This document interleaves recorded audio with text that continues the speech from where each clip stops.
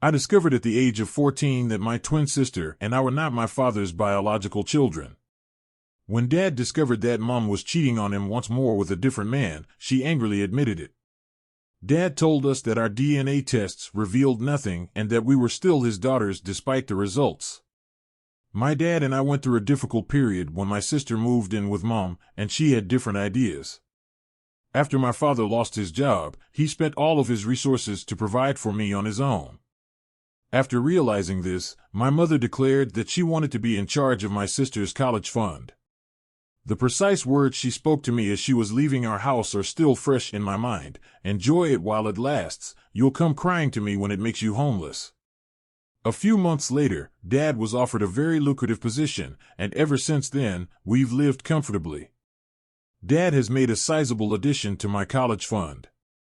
After then, I only occasionally saw my mother and sister. Still, we didn't communicate much because Mom didn't want me to have a negative impact on my twin. I was therefore unaware of his precise income. It's college time now, and my mother asked me yesterday over the phone which institution I would be attending. I told her about my ideal school as well as a couple of other, albeit pricey, options. After a brief period of silence, she claimed she had to go and hung up. Even the original college fund amount wasn't enough for those universities, so she called my dad and demanded to know how he was paying for it. After finding out why, she insisted that he contribute the minimum amount to my sister's education fund as well as a little extra, since she had already spent 10% of it on things she was unable to disclose. My mother contacted me back after my dad rejected, accusing me of robbing my sister of a fulfilling college experience. I received similar messages from my dad and sister, and my sister's remarks particularly struck a chord with me. The dream school I'm referring to is the university we had both considered attending, but at the time, we believed we couldn't afford it. And I can now, whereas she cannot. She thinks my dad will definitely do it if I ask him to, but I think that's manipulating my emotions. In order for us to have at least an equal amount, she also suggested that I give up a portion of my fund, but I feel like that would be betraying my dad. Do I look like an a-hole?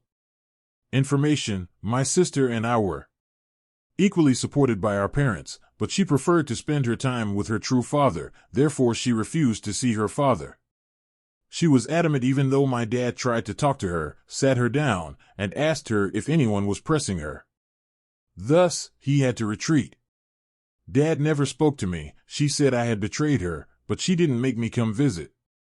Here are the most popular comments: "Not at home all. They are upset since your decision worked out better after they made their own. If I were you, I would show your dad everything they sent and let him to come to his own conclusion. Don't give away any of your college funds, please." A 14-year-old's decisions shouldn't affect their entire life, yet occasionally they do. Even for Opie, it's a depressing tale, yet neither her nor her father are losers. You have no debt to them. In the future, perhaps, healing is possible, but I wouldn't bet on it or pay for it. Not Dale. I promise that neither my dad nor Opie's mother would have provided assistance if Opie's father had secured such a lucrative job and Opie was having difficulty paying for college and needed to take out loans. Not Deal. Although I'm sad some of the grown-ups in your life let you down, I'm also relieved that your non-biological father took charge and raised you to be an adult. You are being duped, and your college fund is your own. That's right. I just have a question for folks who only approach you when they find out you're making a good living. Not Dale. Your mother is particularly a jerk for accusing you of betraying her and not attempting to keep a positive relationship with you. It wasn't you that betrayed your father. Not only is your sister angry, but she also went off on your dad and won't let him see.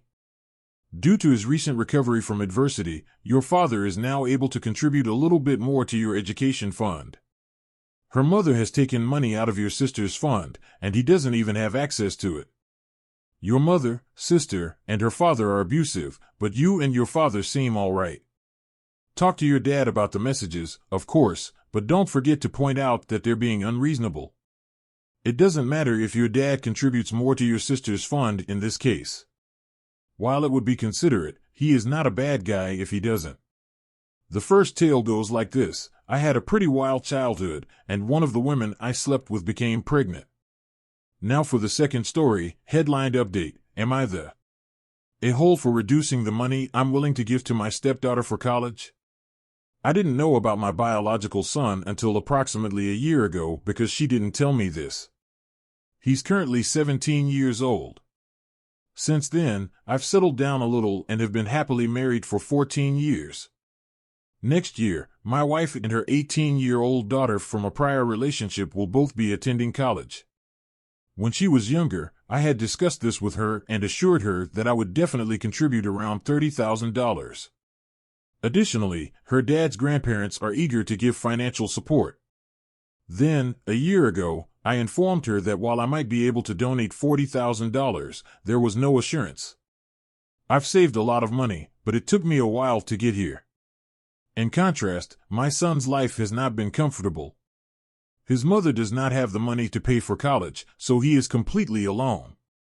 I would like to give roughly $15,000, but we are currently operating on a very tight budget, and I don't believe we can make any further cuts without jeopardizing our retirement funds. I therefore informed my stepdaughter that I could only make a $30,000 contribution. Before she learned that we were also giving my son money, she was cool with it. She's acting more aloof than normal right now since she's really upset with me. What eludes me, I believe, is the idea that it won't harm her since her grandparents are prepared to make up the difference. She can budget the same amount of money for her time in college. I feel like a bit of an asshole since I'm only giving her what we agreed upon, which is the bare minimum. I don't understand why she is upset, and I wish I could do more, but I can't. Although my wife is not pleased about it, she can understand. Before you read the update, let me address the comments. She is furious that you are spending money and time on another child. Though it's unreasonable, she will be displeased and subtly envious. This is the first of many significant steps that will be impacted by adding another person to the mix when this kid, whom you were unaware of, is unexpectedly thrust into your family's life. She's witnessing you try to offer her replacement the extra you promised. Talk to people first, even though you are by no means the a-hole who supports all of your children. Kindly cease your conversations with your children on potential gifts. They will assume they will receive anything you suggest they might because you did everything in your power to obtain it for them. That's the kind of wonders parents can work, and she's seeing into the future, where money and attention may still be divided. The problem is more complex than money, so you should start having conversations with her. Her family has evolved without her input, and you should talk to your wife and daughter about this. Not deal, the new child is OP's biological child, and it's also a stepdaughter. Subconsciously, she may be afraid that she won't be taken seriously as a child, that their dynamic will suddenly shift, or that OP will treat his bio son more than SL treats her. They should have a wonderful conversation in which she can express her worries and they can talk about the possible implications for their future family relationships. Not Dale, you're being quite kind to give her so much money, and she should understand that you have other responsibilities as well. You did not know your kid existed, therefore for the most part of his childhood, he was raised without a father figure to provide for him. It's time for your stepdaughter to understand that life isn't only about her. It is fortunate to have so many people providing financial support. Her lack of appreciation is startling. After all, her grandparents are making up the difference, so what's the issue? Not Dale, OP, you were far more thoughtful and compassionate than many fathers. Her son has no one to support her, whereas your stepdaughter does. You are helping them both, which is really essential. I would think about talking to your daughter because she might think you prioritized your bio kid over her. Justify your choice by saying that you opted to support your son because of her greater luxury and luck than your own, not because he is your biological son. This is probably the reason, edit, that she wasn't furious about the money until she discovered to whom you had given it. And now for the update. Based on the comments, I was not the a-hole, though I did take issue with a couple that said I was under no duty to cover the cost of her schooling. I believe that I owe it to her and my wife to look after them. Although I've seen several remarks suggesting an equal split, I believe it would be unfair to my stepdaughter if I go back on my word. If I had done that, she would have altered her plans. Also, I found the advice and insights provided by those who have experienced a similar circumstance to be quite beneficial. She apologized for making a big deal out of it when she knew she would be getting money from her grandparents, so I didn't even need to talk to her. She apologized, and I saw that as a sign that she had made a big step by owning up to her error and leaving it at that. We watched the year-end match together because we are both avid soccer fans. She asked if I wanted my song to be played, but I didn't take her comments seriously because I thought they were hurtful and that she was making fun of me rather than my son. It's true that when I'm with my son, I'm less careful. It's not because I don't consider her my daughter, rather, it's because our relationship has suffered each time I've attempted to assume her father position. Our relationship significantly improved after I stopped attempting to spend time with her or parent her, as she told me, because I didn't want to insult her dad's memory. I believe this was a grave error on my part. I was afraid of harming her and myself, so I didn't renegotiate the suggested limits that were established early in her adolescent years. I was a timid person. This week, I took her to see her grandparents. We mainly just drove in silence, though I did mention that I wanted to see more soccer matches this school year and that she would get to play again. She expressed her desire for that with a smile and a nod. The majority of the drive back was then spent talking about football. It was pleasant, and I believe we did this regularly in the past. I became a little upset when I realized that she plays the same position that I used to play. My wife is interested in family counseling, and my daughter is as well, so I believe it will be worthwhile to budget for it. To clarify, I am still providing my son the money I promised to give him. That remains unchanged. Having read about your circumstances, I understand that your stepdaughter is probably feeling jealous, but I just hope that your son, who hasn't had a father figure or much financial assistance, isn't being overlooked by a child who has received love and care because she's jealous. I believe you've done everything you can for this child, and that getting counseling is an option. Though I don't ignore him, I believe it unfortunate that neither of my children benefited from not having their dad in their life. In addition to being content to spend time with me, he is receiving the money. I have no intention of reducing the amount of time I spend with him. He is receiving less money from you when he most needs it, so I'm thinking about getting him some counseling since I think it would be beneficial. Additionally, he is more open to forming a bond with you. Though I'm delighted for your daughter, I can't help but think that your son is being treated unfairly. You would be in huge debt to him in the event that he filed a lawsuit for unpaid child support. I swear I will support him in his career, even though I know I'm not being fair to him. He intends to pursue a degree in a subject that interests me, and I intend to support him by helping him find internships. He is happy with the assistance he is receiving. He had only intended to take out student loans, so any assistance he receives is very appreciated. I could have done more for my son and saved more money for him if I had known I had a son a few years sooner. All about your stepdaughter's education fund, then, and nothing for your biological son. I discussed my disagreement with my stepdaughter in this post. My son and I get along well and have a good bond. To answer your question, the answer is that he is still receiving the money. That remains unchanged.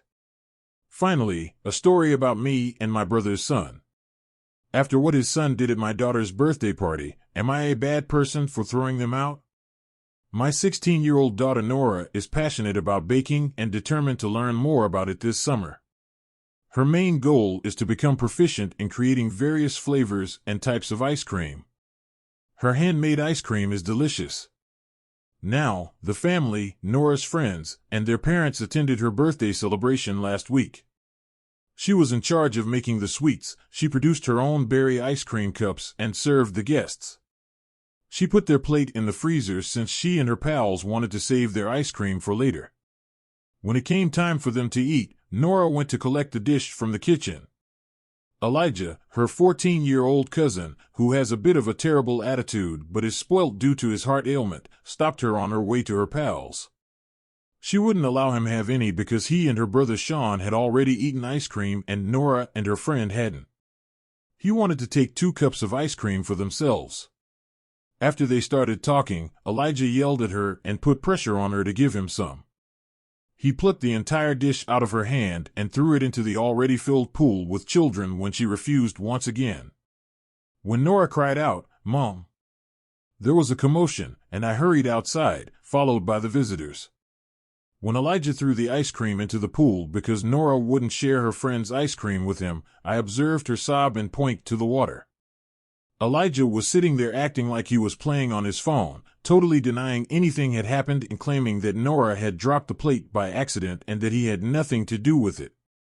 Although my son Sean agreed with his cousin and believed Nora was lying, Nora's pals denied this. Elijah was disciplined for lying to his sister, but Nora claimed Elijah was the one who did it. As a result, I forced him to get out of his chair and insisted he immediately confess and apologize. He persisted in his delay until my brother stepped in, urging me to stop making fun of his ailing son and insisting that he come clean and provide an apology for something he did not do. I informed him that, in contrast to a son who has no regard for anyone, I believe my daughter and I trust her to tell the truth. When I insisted that Elijah apologize and he refused, my brother and I got into a heated argument. I then urged him to take his son and go. Mom implored me to slow down, but I kept telling him to just take Elijah and go. After my brother and Elijah arrived to celebrate Nora's birthday and gave her gifts, he called me a rotten sister and an awful aunt and threatened to throw them out. He said that I was inciting hatred for the ill child, and a family told me that it was inhumane to throw him and Elijah out in front of everyone. They wanted us to make amends, but I wouldn't because Nora hasn't even received an apology. I may have overstated the situation, but Nora is not deserving of this kind of abuse in any case. It's unfortunate that my nephew has a chronic illness and my family feels that we should just put up with it. Not in a hall. His cardiac problem does not absolve him of being a little a-hole. It sounds like he became one because of your brother.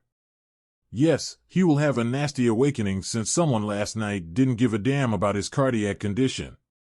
Because of his chronic condition, the stepnephew's husband's parents have spoilt him into an intolerable jerk. Because parents feel awful for his sister having to deal with a high-maintenance brother, they have also spoilt her into a brat. My spouse loves kids, but they're just kids. He's just over it. Because they are so accustomed to being the center of attention. It gives them no attention and drives the brats mad during family get-togethers. Not at all deal. Your brother has allowed your unwell nephew to continue acting badly by taking advantage of his illness. Well done for defending your daughter. I am a former nurse who worked with children who had chronic illnesses years ago. Even though their parents are not at fault, some do end up being spoilt by them because they feel bad about having a sick child. They tend to overcompensate by not holding the child accountable for his actions since they frequently dread the child's death, which is a real possibility. I personally know a young man who was saved from childhood leukemia by a last-ditch bone marrow transplant after he refused to react to chemotherapy. He was severely spoiled by his parents, which led to his being a spoilt and entitled adult. No deal. If it's not too late, it's time for nephew to pick up some manners and empathy.